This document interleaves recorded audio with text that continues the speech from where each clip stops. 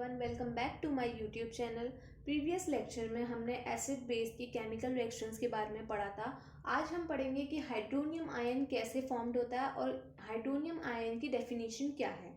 तो हम देखते हैं कि hydronium ion is formed when hydrogen ions accept a lone pair of electron from the oxygen atom of the water molecule forming a coordinate covalent bond. ध्यान से सुनिएगा, hydronium ion क्या होता है। हाइड्रोनियम आयन वो होता है जो कैसे फॉर्म होता है, जब हाइड्रोजन जो होता है, हाइड्रोजन का आयन जो होता है वो लोन पेयर को एक्सेप्ट कर देता है, लोन पेयर ऑफ इलेक्ट्रॉन को एक्सेप्ट करता है from the oxygen atom of water molecule. Water molecule के ऑक्सीजन एटम में से जब हाइड्रोजन आयन जो है वो lone pair of electron accept करता है तो हाइड्रोनियम आयन का फॉर्मेशन होता है। और वो क्या फॉर्म करता है? Forming a coordinate covalent bond. Hydronium ion क्या होता है? हाइड्रोनियम आयन वो आयन होता है जब वाटर मॉलिक्यूल में से ऑक्सीजन एटम जो होता है उसमें से हाइड्रोजन आयन जो होता है जब लोन पेयर को एक्सेप्ट कर लेता है तो वो हाइड्रोनियम आयन बना लेता है। देखिए, हमने हाइड्रोनियम आयन के बारे में पढ़ लिया था कि हाइड्रोनियम आयन क्या होता है। अब हम देखेंगे कि फॉर्मेशन ऑफ हाइड्रोनियम आयन का फॉर्मेशन कैसे होता है। अब देखिए आप इधर कि ये वाटर मॉलिक्यूल है H2O, दो लोन पेयर है और दो H हाइड्रोजन ग्रुप्स हैं ऑक्सीजन के ऊपर, और ये हमारा H2O है, ये भी वाटर है। तो क्या हुआ कि लोन पेयर जो है वो हाइड्रोजन ने एक्सेप्ट कर लिए वाटर मॉलिक्यूल में से, तो वो हमारा क्या बन गया? हाइड्रोनियम आयन बना, और दूसरा हाइड्रोक्सिल आयन बना। Hydronium ion H3O plus and hydroxyl ion HO। दोबारा देखिए क्या हुआ, ये वाटर मॉलिक्यूल है, ये वाटर मॉलिक्यूल है। वाटर मॉलिक्यूल में से हाइड्रोजन ने लोन पेयर को एक्सेप्ट कर लिया है ऑक्सीजन के लोन पेयर में। ठीक है, तो हमारा इससे क्या फॉर्म हुआ? हाइड्रोनियम आयन जिसे हम H3O प्लस कहते हैं, और हाइड्रोक्सिल आयन जिसे हम HO कहते हैं। तो ये है हमारा formation of the hydronium ion. Now we have discussed dilution. What is dilution? Dilution क्या होता है? It is a process of reducing the concentration of a solution by adding more solvent, usually a water, to in it. Dilution क्या होती है? एक ऐसी process होती है reducing the concentration of solution, जो सोल्यूशन की जो कंसंट्रेशन है उसको रिड्यूस करने के लिए by adding the more solvent, ज़्यादा सॉल्वेंट हम क्या यूजुअली यूज़ करेंगे? वाटर। सो डाइल्यूशन एक सिंपल सी प्रोसेस होती है जो सोल्यूशन होता है उसकी कंसंट्रेशन को रिड्यूस करने के लिए, और उसकी कंसंट्रेशन को हम रिड्यूस कैसे करेंगे? यूजुअली उसमें हम वाटर का ऐड करेंगे। It is highly exothermic process, मतलब it is an exothermic means it provide the heat provide करी जाती है इसमें। To dilute an acid, the acid must be added to water and not the other way round. Acid को dilute करने के लिए हमेशा याद रखिए, एसिड को डाइल्यूट करने के लिए हमें हमेशा एसिड में वाटर का ही एडिशन करना चाहिए, और वो भी ड्रॉप्स बाय ड्रॉप, बिकॉज और इसके बाद कोई भी अनदर वे नहीं है, because it is very harmful. अगर हम कुछ और चीज़ ऐड करेंगे तो ये बहुत ज़्यादा हार्मफुल हो सकता है कि हमारे ऊपर भी आ सकता है एसिड। तो हमें एसिड को डाइल्यूट करने के लिए हमें उसमें ड्रॉप बाय ड्रॉप वाटर का एडिशन करना पड़ेगा। तो हमें ये समझ में आ गया कि डाइल्यूशन क्या होता है।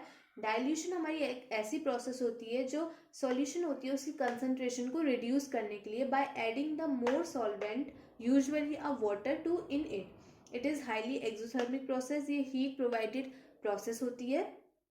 टू डाइल्यूट एन एसिड को डाइल्यूट करने के लिए acid must be added to water. Acid में हमें वाटर का एडिशन करना बहुत ज़्यादा मस्ट है, और and not the other way round.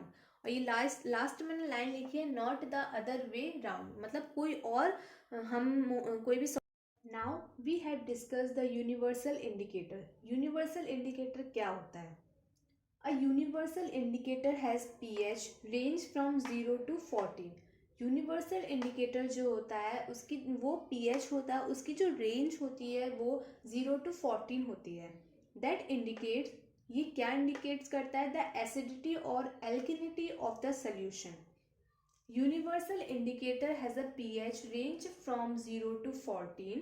That indicates the acidity और एल्किनिटी ऑफ द सॉल्यूशन।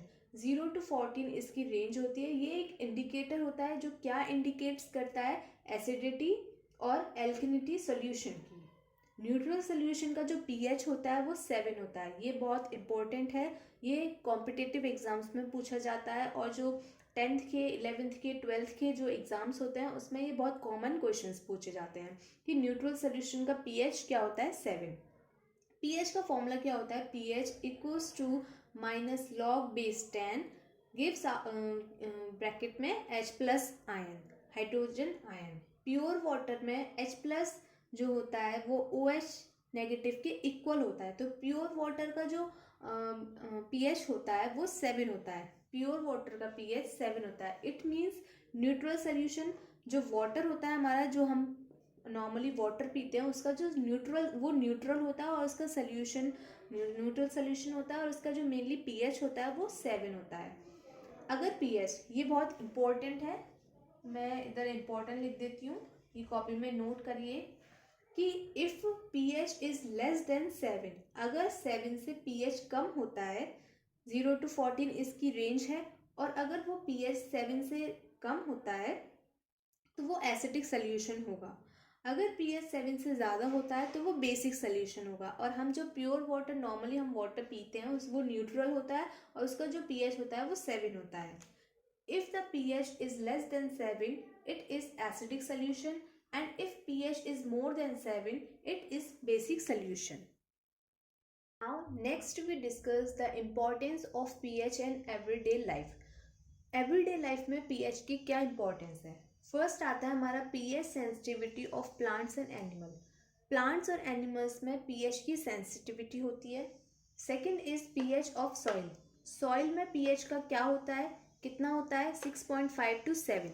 6.5 से 7 के समथिंग सॉइल में रेंज होती है पीएच की। Third is pH in digestive system. Stomach में कितना होता है, डाइजेस्टिव सिस्टम में हमारा, स्टोमक में हमारा पीएच कितना होता है, 1.5 to 4।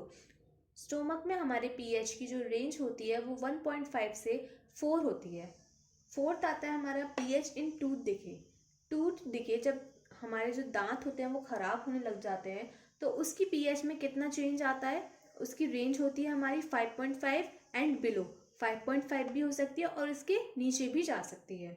Last is pH of self defence by animals and plants. जो एनिमल्स प्लांट्स होते हैं वो सेल्फ डिफेंस करते हैं, उनकी पीएच रेंजेस भी होती हैं। तो हमारी एवरीडे लाइफ में हमने क्या क्या इंपॉर्टेंस पढ़ी पीएच की। फर्स्ट आता है हमारे sensitivity of plants and animal. Second is soil की पीएच आती है हमारी 6.5 to 7। डाइजेस्टिव सिस्टम में स्टोमक की पीएच आती है 1.5 to 4। टूथ डिके की पीएच होती है 5.5 and that is below B. And fifth आती है last, pH of self defence by animal and plants. तो आज के लिए सिर्फ इतना ही। कल हम पढ़ेंगे एसिड स्पेस की मैन्युफैक्चर, कि इसका कैसे कैसे मैन्युफैक्चर होता है एसिड और बेसिस का। तो अगर आपको मेरी वीडियो पसंद आई हो तो प्लीज़ चैनल को लाइक करें, सब्सक्राइब करें, शेयर करें। So stay connected for upcoming videos. Thank you so much everyone.